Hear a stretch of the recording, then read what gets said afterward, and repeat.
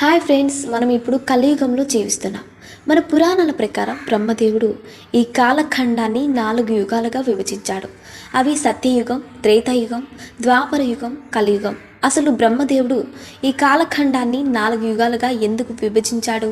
అలాగే 4 యుగాలలో ఉండే మనుషుల యొక్క లక్షణాలు ఎలా ఉంటాయనే విషయాలను ఈ వీడియోలో తెలుసుకుందాం. మన పురాణాలలోని లింగ పురాణం ప్రకారం బ్రహ్మదేవుడు ఈ కాలాన్ని సృష్టించిన తర్వాత దీనిని 4 యుగాలుగా విభజించాడు. వాటిలో మొదటిది సత్యయుగం. ఈ యుగంలో ఉండే మనుషులు ఎటువంటి స్వార్థం లేకుండా స్వచ్ఛమైన మనసుతో ఉండేవారు. అలాగే ఈ యుగంలో ఉండే మనుషులు ఒకరికొకరు సహాయం చేసుకునేవారు. అలాగే వీరికి ఎటువంటి అనారోగ్య సమస్యలు ఉండేవి కావు. ఎందుకంటే వీరు తమ ఇంద్రియాలను తమ ఆధీనంలోనే ఉంచుకునేవారు. అలాగే ఈ యుగంలో ఉండే మనుషులు తమ పని తాము చేసుకుంటూ మహాశివుని పూజిస్తూ జీవిస్తూ ఉండేవారు. అలాగే ఈ యుగంలో ఉండే ఆడ మగ మధ్య ఎటువంటి భేదాభిప్రాయాలు ఉండవు. అలాగే ఈ యుగంలో ఉండే మనుషులు తమ తల్లిదండ్రులను ప్రేమిస్తూ వారికి దగ్గరుండి సేవలు చేస్తూ ఉంటారు.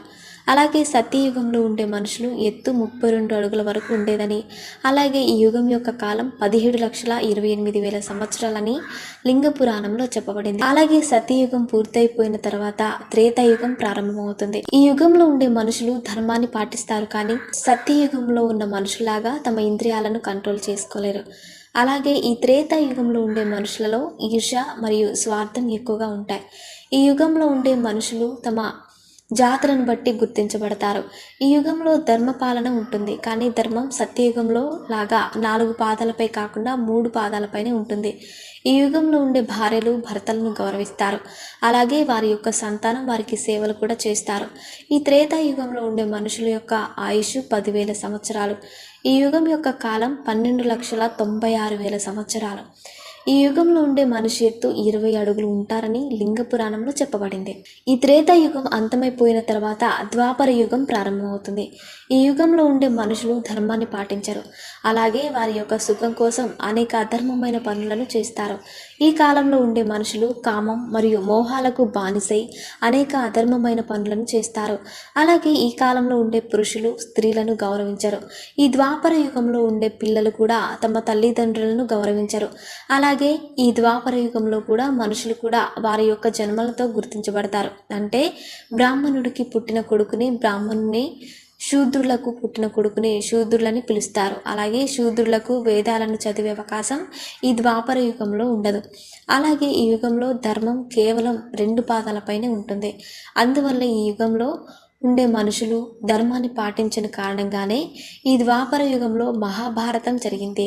అలాగే ద్వాపర యుగంలోని మనుషుల యొక్క ఆయుష్ 1000 సంవత్సరాలని, ఈ యుగం యొక్క కాల వ్యవధి 8,64,000 సంవత్సరాలుగా లింగ పురాణంలో చెప్పబడింది. అలాగే ఈ ద్వాపర యుగం పూర్తయిపోయిన తర్వాత ఆఖరి యుగమైన కలియుగం మొదలవుతుంది. సత్యయుగంలో ధర్మం 4 పాదాలపైన ఉండేది. ఆ తర్వాత త్రేతాయుగంలో 3 పాదాలపైన ఉండేది. అలాగే ద్వాపర యుగంలో 2 పాదాలపైనే ఉండేది. కానీ ఈ కలియుగంలో ధర్మం కేవలం 1 పాదంపైనే ఉంటుంది. అందువల్లే ఈ కలియుగంలో పాపాలు చేసేవారు ఎక్కువైపోతారు. అలాగే ఈ కలియుగంలో ఉండే బ్రాహ్మణులు వేదాలను చదవడం మానేస్తారు. అలాగే రాజులు ప్రజలను పాలించడం మానేస్తారు. అలాగే తల్లులు తమ కడుపులో ఉన్న బిడ్డలు పుట్టకముందే కడుపులోనే చంపేస్తారు. ఇలాంటి ఎన్నో పాపాలను ఈ కలియుగంలో ఉండే మనుషులు చేస్తారు. ఈ కాలంలో ఉండే మనుషులు ఒకరినొకరు చంపుకుంటారు.